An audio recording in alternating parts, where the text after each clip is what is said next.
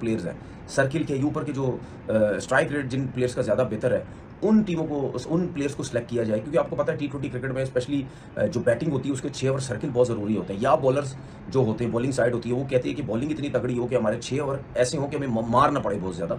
तो इस दफ़ा मुझे नाम जो है वो बड़े डिफरेंट नाम और बड़े अच्छे जो है वो पीएसएल में मुझे नज़र आ रहे हैं। लाहौर कलंदर से स्टार्ट करते हैं। डेरिल मिचेल हैं लाहौर कलंदर में, नो डाउट इसमें कोई शक नहीं है और सबको पता भी है कि बहुत बड़ा टी20 का प्लेयर नहीं है, लेकिन इस किस्म के प्लेयर टी20 क्रिकेट में ज़रूर होने चाहिए। एक आध तो ज़रूर होना चाहिए कि 20 ओवर क्रिकेट में जितने भी तेज़ खेलने वाले हैं उनकी 5-6 विकेट्स ऊपर नीचे गिर जाए तो क्या करेंगे? फिर ऐसा प्लेयर ही स्टे देता है एक साइड से कि वो विकेट नहीं देता, इकॉनमी लेके चल रहा होता है, थोड़ा सा कोशिश करता है कि ऊपर से आउट हो गए, इतने सारे 20 ओवर खेलें।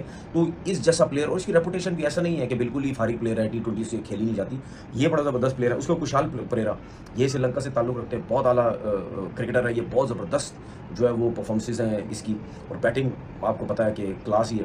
तो इनके आने से बड़ी स्ट्रॉन्ग हो जाएगी। बाकी ज़्यादातर आपको पता है सिकंदर रज़ा काफ़ी टाइम से खेल रहे हैं, शाहीन हो गया, फ़खर जमान अनफिट थे, वापस आए, अपनी फिटनेस बेहतर हुई है। इनके आने से ज़ाहिर सी बात है लाहौर कलंदर जो है बहुत तगड़ी जो है वो हो जाएगी। उसके बाद आपके सामने है अब्दुल्ला शफीक है, जंदाद खान है, जमान खान है, आसिफ अफरीदी हैं, आसिफ अली हैं, डेविड विज़े, तो ऐसे लगता है फैमिली है उनकी, वही इखलाक। बाकी जो रिशाद हुसैन जो है ये बांग्लादेश के बॉलर हैं, ये जो है वो आए हैं, इनके लिए बड़ा अच्छा एक्सपीरियंस होगा। सैम बिलिंग्स जो है वो लाहौर कलंदर के लिए आए, तो ये जो टीम है ये बड़ी अच्छी है। बॉलिंग अगर देखें, बॉलिंग नो डाउट लाहौर कलंदर की बड़ी अच्छी है, लेकिन एक चीज़ देखनी पड़ेगी हमें लाहौर कलंदर की कि जब से राशिद खान इस बॉलिंग अटैक से निकले हैं ना, उसके बाद से जो है लाहौर कलंदर को प्रॉब्लम होना शुरू हो गई है। क्योंकि आपको पता है कि एक दो सीज़न पहले क्या आउट क्लास, जब लाहौर कलंदर जीता था, क्या आउट क्लास बॉलिंग थी, मतलब यानी spin attack out class Rashid Khan, फिर उसके बाद ये सिकंदर रज़ा बड़ा ज़बरदस्त, हारिस रऊफ़, शाहीन, मतलब यानी आउट क्लास इन्होंने बॉलिंग की, जमान खान। तो बॉलिंग में ज़रा स्पिन अटैक थोड़ा सा मुझे वीक नज़र आता है। उसके बाद कराची किंग्स की बात कर लेते हैं। एक प्लेयर आया जिसका नाम है डेविड वार्नर। अब वो कैसा परफॉर्म करता है ये सबकी नज़रें होंगी, क्योंकि उस लेवल की शायद परफॉर्मेंसेज या उस लेवल की क्रिकेट अभी इतनी ज़्यादा वो शायद खेले नहीं, ना इतनी ज़्यादा परफॉर्मेंस दी है। तो लेट्स सी देखते हैं, कप्तान उनको बनाया गया, बहुत बड़ा नाम है। याद है आपको एक टाइम पे संगाकारा, मक्कलम, ठीक है, क्रिस गेल, पोलार्ड, ठीक है, डिविलियर, ठीक है, इस किस्म के नाम जो हैं वो जो है वो पीएसएल में खेले। तो ये भी उसी पाए का, उसी लेवल का प्लेयर है डेविड वार्नर। तो कराची किंग्स को बड़ी उम्मीदें हैं डेविड वार्नर से कि ये अगर परफॉर्म करेगा, और दूसरा इसके साथ जितने भी जूनियर्स हैं उनको बहुत ज़्यादा सीखने को मिलेगा और कराची को बड़ा फ़ायदा होगा। उसके साथ एडम मिलने की बात करते हैं, न्यूजीलैंड के फास्ट बॉलर, तिखा, तेज़, 150 टच, बहुत ज़बरदस्त चॉइस है। फिर उसके बाद वो हसन अली है, जेम्स मिल, खुशदिल शाह, आमिर जमाल बहुत अच्छी चॉइस है, ये बहुत अच्छा प्लेयर है। तो लितिन दास जो आए हैं इनके पास, ये विकेट कीपर बैट्समैन जो बड़ी अच्छी बैटिंग करते हैं। एक प्लेयर और आया है कराची किंग में जिसको आप, मैं अभी नाम भी नहीं लूँगा तो आप बोलेंगे कि यार वाकई बड़ा ज़बरदस्त प्लेयर आया है। अभी हाल ही में जो सीरीज़ खत्म हुई है पाकिस्तान और न्यूजीलैंड की, न्यूजीलैंड में टी20 में जिस प्लेयर ने हमें पोट ठोका है, आपको नाम तो याद हो गया होगा, मैं किसकी बात कर रहा हूँ, जो आता था बस सिर्फ छक्के मार रहा है, सिर्फ छक्के, उसके अलावा काम ही नहीं है। कौन है वो आपके सामने, आपको पता चल गया होगा। जो प्लेयर है उसका नाम है टिम साइफर्ट, बहुत तगड़ा प्लेयर है। अब देखना ये है कि पाकिस्तान की कंडीशन में कैसी बैटिंग करते हैं, क्या वो इनसे भी ओपन ही करवाई जाती है, सर्किल में ही बैटिंग करेंगे या किस नंबर पे बैटिंग करेंगे, ये बड़ा एक जो इंपॉर्टेंट अब देखना ये है कि वो किस नंबर पे जो है वो बैटिंग करते हैं। फिर उसके बाद केन विलियमसन भी है, वो कुछ मैचेस आई थिंक वो मिस करेंगे शायद। वो आपको पता है कि आईपीएल में टीवी चैनल पे हैं वो, वहाँ पे वो आईपीएल पे वो गपशप कर रहे हैं। अब वो वहाँ से कब आते हैं, कितने मैचेस खेलेंगे, ये अब कराची किंग्स की टीम को ही आइडिया होगा। उसके बाद जो है मोहम्मद नबी आए हैं, बहुत ज़बरदस्त क्रिकेटर, ऑफ स्पिन बैटिंग सब कुछ करते हैं, बड़ी ह्यूज एक्सपीरियंस है इनके पास। फिर उसके बाद बात करते हैं अब क्वेटा ग्लेडिएटर की। क्वेटा ग्लेडिएटर में एक प्लेयर ऐसा आया है जो मुझे बड़ा पसंद है, इसमें कोई शक नहीं, मुझे बड़ा पसंद है। लेकिन अभी न्यूजीलैंड की सीरीज़ में जो पाकिस्तान की हुई उसमें वो इतना अच्छा परफॉर्म नहीं कर सका, लेकिन उससे पहले जो पाकिस्तान ने टी20 सीरीज़ खेली थी उसने भी टीम साइफर्ट की तरह पोट ठोका था। आप समझ लोगे मैं बात करूँ फिन एलन की, वो कोयटा ग्लेडिएटर में आया। क्या प्लेयर है यार, क्या तगड़ा प्लेयर है, क्या जान है, मतलब हल्का सा से बल्ला से सलाम दुआ करता है और गेंद हो जाती है ग्राउंड के बाहर। तो आई थिंक ये बहुत बड़ी पिक है कोयटा ग्लेडिएटर के लिए। ऐसा प्लेयर है, ये चल गया ना, इसने धो के बुरा हाल कर देना। उसके साथ एक और अच्छा प्लेयर न्यूजीलैंड का, आप इसका भी अंदाज़ा लगा लेंगे, ये वो प्लेयर है खेलती पाकिस्तान के खिलाफ और रनी पाकिस्तान के खिलाफ करता है। जी मैं बिल्कुल चैपमैन की बात कर रहा हूँ, वो भी कोयटा ग्लेडिएटर में, ये भी बड़े ज़बरदस्त जो है वो प्लेयर हैं।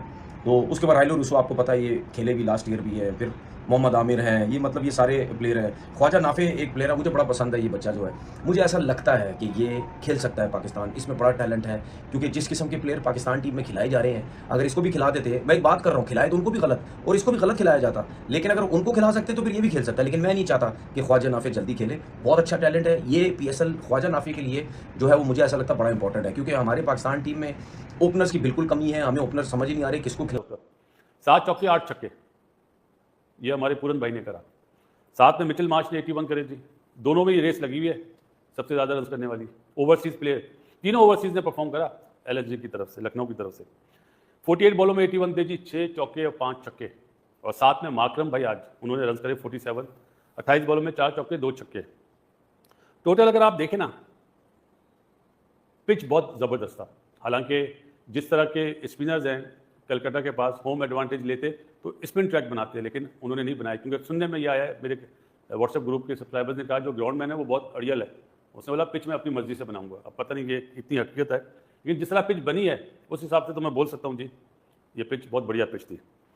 वरुण ने जी 4 ओवर में 31 रन दिए, कोई आउट नहीं करा। और अरोरा ने 4 ओवर में 35 रन दिए, कोई आउट नहीं करा। यही सबसे अच्छे बॉलर थे कि जिनकी इकॉनमी 50 से कम थी, 45 से कम थी। बाकी सारे बॉलर का फेटा लगा। केकेआर ने इतना फ्लाइंग स्टार्ट दिया कि मुझे हैरत हो रही है किस तरह मैच आ गया। 10 ओवर में 90 फॉर 1, 10 ओवर में 90 फॉर 1 और सॉरी 6 ओवर में 90 फॉर 1 और 10 ओवर में 129 फॉर 2। उसके बाद जो लाइन लगी है 15 ओवर में 173 फॉर 5। 10 से 15 ओवर का जो था ना, इसमें विकेट ज़्यादा गिरी और रसल आउट हो गया। रिंकू बाबा आए फॉर्म में, रन्स करे। सबसे अच्छी जो मैं कह सकता हूं कि वेंकटेश अय्यर 45 करे 29 बॉल में, बहुत ज़बरदस्त। रहाणे ने 61 करे, जो आज उसने एक छक्का मारा ना फुल पे, ओह क्या बात है। नारायण भी अच्छा खेला, 30 करे 12 बॉलों में। लेकिन जो एक मैच को लेके जाना चाहिए था ना, वहाँ पे मेरा ख्याल है कि जहाँ पे रसल आउट बना वो टर्निंग पॉइंट बना। लेकिन रिंकू दादा ने तीसरा आउट हुआ जी। रिंकू दादा ने अच्छी इनिंग्स खेली, 38 करे 15 बॉलों में पांड्या की तरह। लेकिन इसमें छक्के नहीं थे, छक्के 2 थे, चौके 6 थे। और एस्ट्रास बहुत दिया एलएसजी ने जी, मेरे ख्याल 22-23 दिए, जिसमें 20 नौ बॉले और 20 वाइड बॉले। वो 3 अशारिया ये समझे 3.5 ओवर ज़्यादा करे, उसके बाद भी कलकत्ता 4 रन से मैच हारा। 2 वैल्यूबल पॉइंट एलएसजी को मिले और कलकत्ता ने 2 वाइटल पॉइंट छोड़ दिए। इसके साथ ही एलएसजी नंबर 4 पे आ गया। आज पंजाब अगर मैच जीतता है तो दोनों में रेस हो जाएगी नंबर 4 के लिए।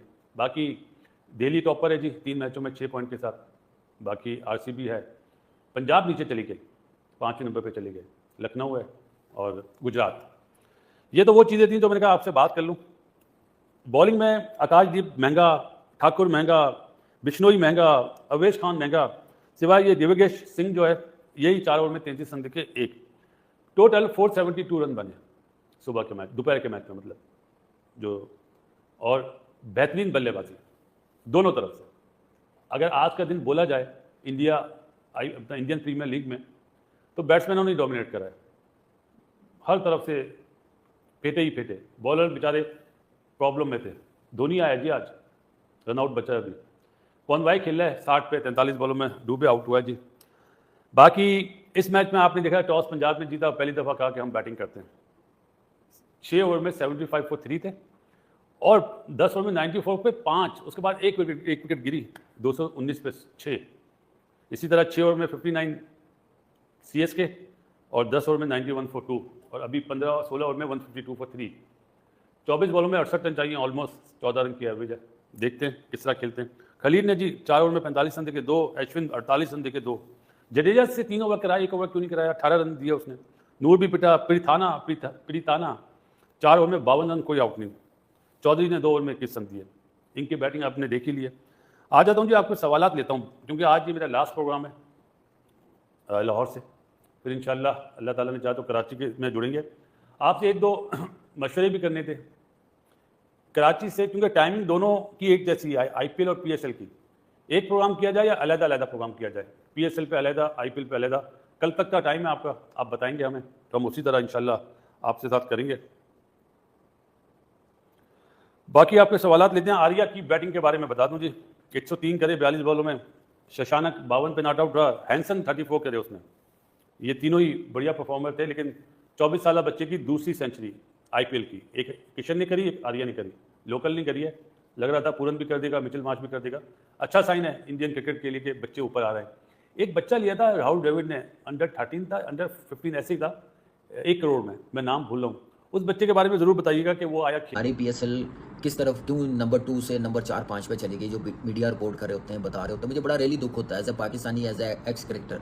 पीएसएल में भी 7 सीज़न खेला हूँ। क्या हाइप होती थी, क्या लोग इंगेज होते थे और कैसे वेट कर रहे होते थे, एक्साइटमेंट, एनवायरनमेंट ऐसा बनाया जाता था, क्योंकि आप देखें कि बड़ा प्रोफेशनली चल रहे थे।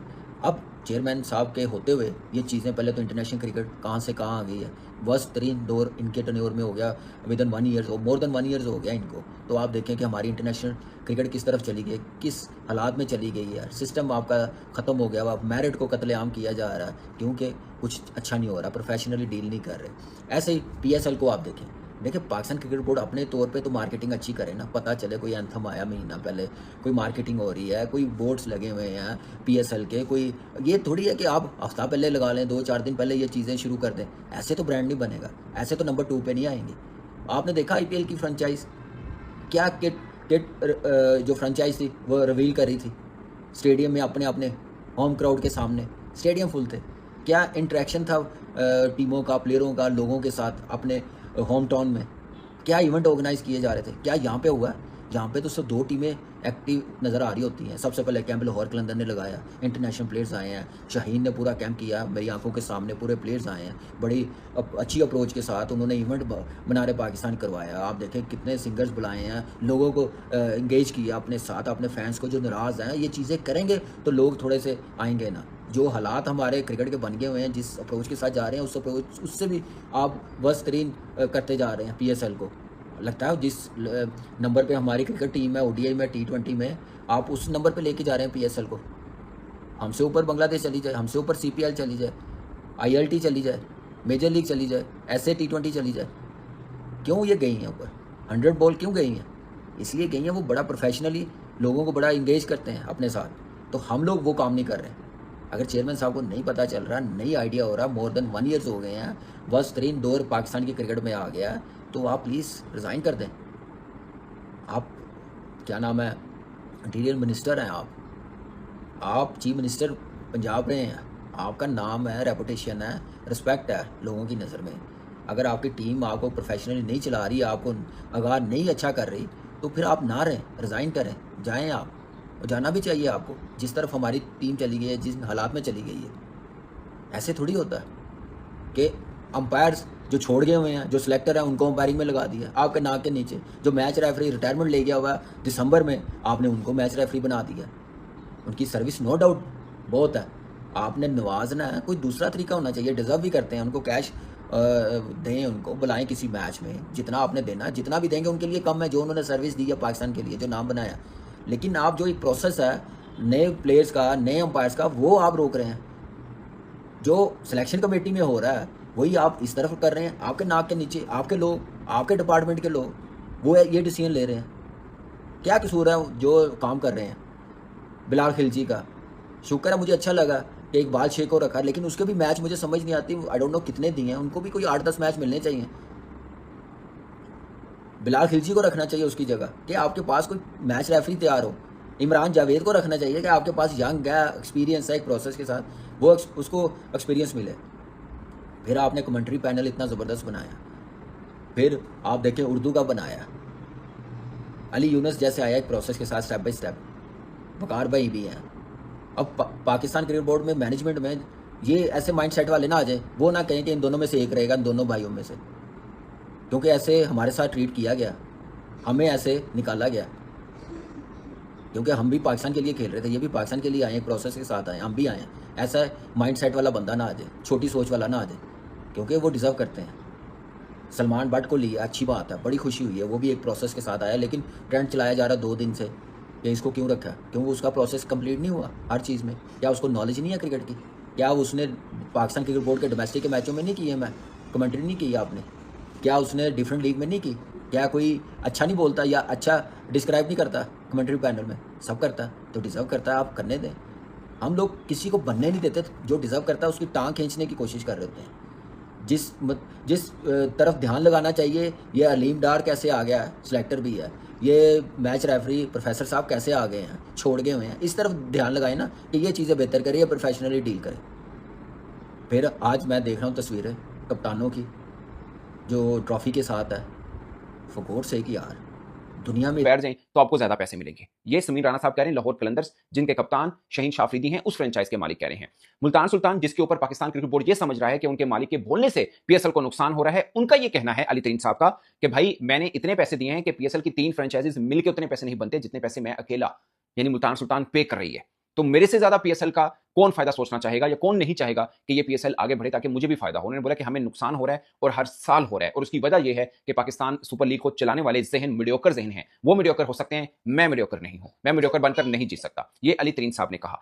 तीनों की बातें हुई हैं, मैं आपको ये की एक एक पॉइंट बता दी है, मगर डिटेल के साथ कुछ आपको बताना जरूरी है। सबसे खास बात नदीम उमर साहब, वो ये पीएसएल की फ्रेंचाइज में सबसे सस्ती फ्रेंचाइज इनकी है, बट वो भी खुश नहीं है और उनको भी लगता है कि अब नुकसान हो रहा है। खैर पहले भी फायदा नहीं हो रहा था, मगर नुकसान के ऊपर यूं खुल के पहले भी हल्की फुल्की आवाजें आती थी, मगर जब से अली तरीन साहब बोले हैं 2-3 बार बोले हैं और खुल के बोले हैं, उसके बाद बाकी फ्रेंचाइज मालकान भी हैं, वो भी अब शोर मचा रहे हैं। सिर्फ एक कराची किंग के हैं जो शायद इस चीज के ऊपर बात नहीं करते, सलमान साहब हैं वो। और जब अली तरीन साहब ने इल्जाम लगाया था कि पीएसएल ट्रॉफी की लेके आप एक प्रोग्राम में चले जाते हैं, वो प्रोग्राम बेसिकली उनके टीवी चैनल का प्रोग्राम है, जिसकी वजह से उन्होंने फिर कहा था कि नहीं पाकिस्तान क्रिकेट बोर्ड की एक अच्छी चाल है, यहाँ पे आने से बहुत फायदा मिला, इतने व्यूज मिल गए और बला बला। खैर सबसे पहले बात करते हैं नदीम उमर साहब की।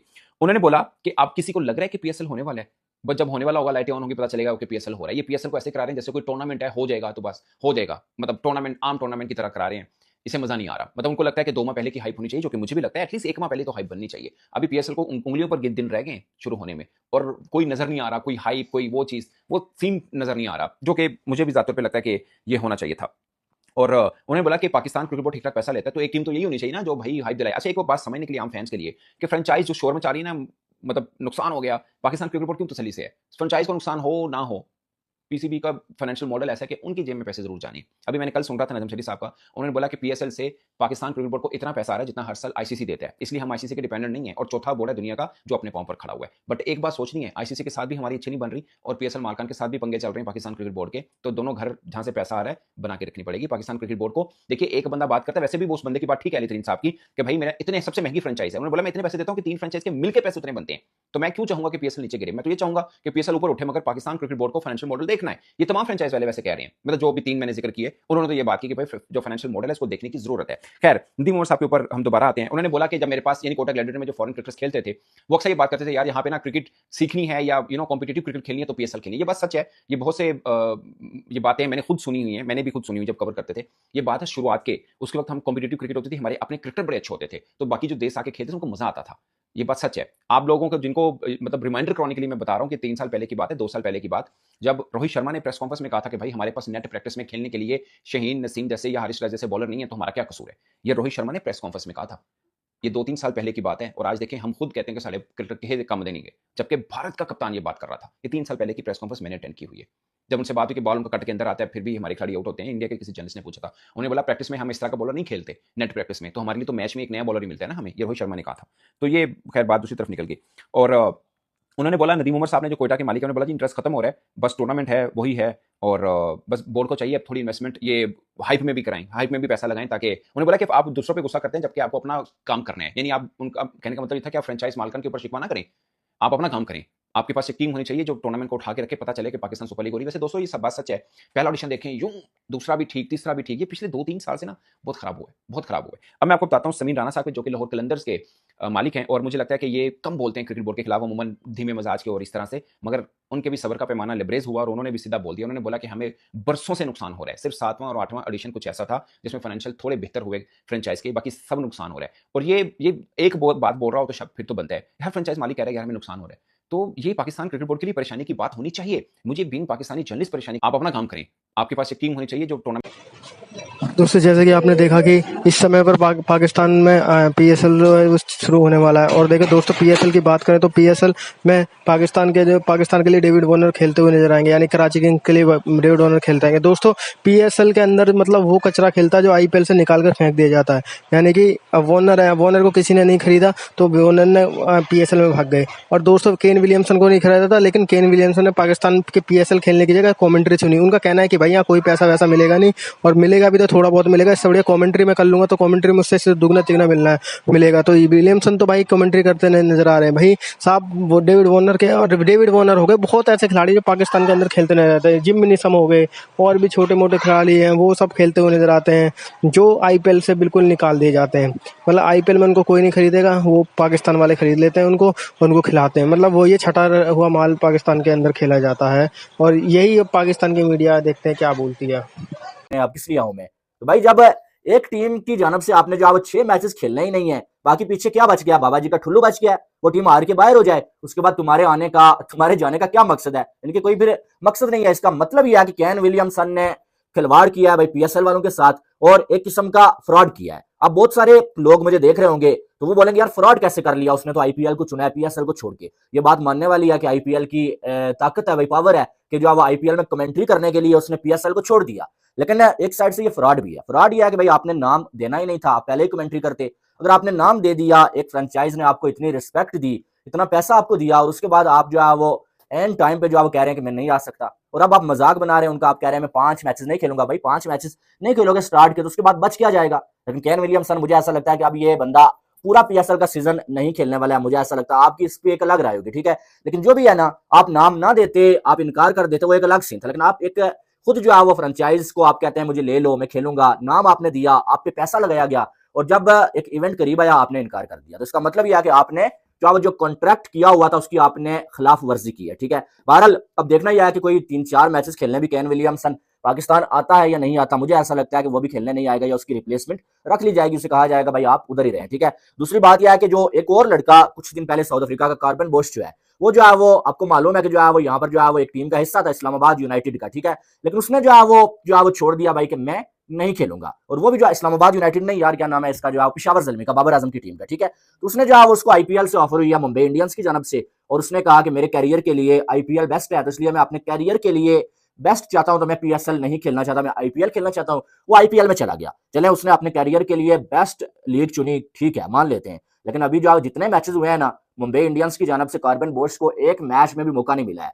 मुंबई इंडियंस हार भी रही है, लेकिन फिर भी कार्बन बोश को मौका नहीं मिला, और वो जो वाटर बॉय बना हुआ है आईपीएल में। अब देखना यह कि आने वाले दिनों में कोई 1-2 मैचेस खेलने का मौका कार्बन बोश को मिलता है या नहीं मिलता। वैसे मेरी नजर में एक जो क्रिकेटर होता है ना, उसका मकसद ये होना चाहिए कि मुझे खेलने के लिए मैचेस मिले, ठीक है। दोस्तों जैसे कि आप जानते हैं बहुत से खिलाड़ी हैं जिसको आईपीएल में नहीं खरीदा जाता। अब मैं कितने खिलाड़ियों की बात करूं, जिसमें डेविड वार्नर हो गए, और भी दोस्तों पैटिसन वैटिनसन, और ये न्यूजीलैंड के साउथी वगैरह, ये सब बहुत सारे खिलाड़ी हैं जिनको नहीं खिलाया जाता, फिर ये पीएसएल में खेलते हुए नजर आते हैं। और ये छोटे मोटे खिलाड़ी बांग्लादेशी, मुस्तफिर रहमान वगैरह, ये बांग्लादेश की आधी टीम, साकिब वाकिब, किसी ने को भी नहीं खिलाया जाता है। इनको सबको बाहर बिठा दिया जाता है आईपीएल के अंदर, बोतलों से पानी देते हुए नजर आते हैं। अगर ये आईपीएल में इनको खरीदा भी जाता है तो भी इनको इनकी टीम में जगह नहीं बन पाती है। वहीं पाकिस्तान की पीएसएल में दोस्तों इनको कप्तानी मिल रही है। अब इससे अंदाजा लगा सकते हैं कि क्या लेवल है। तनवीर ने साहब का है भाई, कोई बराबरी नहीं आईपीएल की, आईपीएल से कोई मुकाबला ही नहीं है। तुम अपना खिलाड़ी उनका कचरा हुआ आता, जो कहते हैं ना, सोने की जो कचरन भी होती है वही तुम्हें मिलेगी, तो वही पाकिस्तान वालों को मिल रही है। यही कहना है दोस्तों तनवीर अहमद का, उनका कह रहा भाई कि भाई यह कचरा खेलता और कुछ भी नहीं खेल रहा है। तो दोस्तों अगर आपको वीडियो अच्छा लगा है तो दोस्तों वीडियो को लाइक जरूर करें, चैनल को सब्सक्राइब करना आप लोग बिल्कुल भी ना भूलें।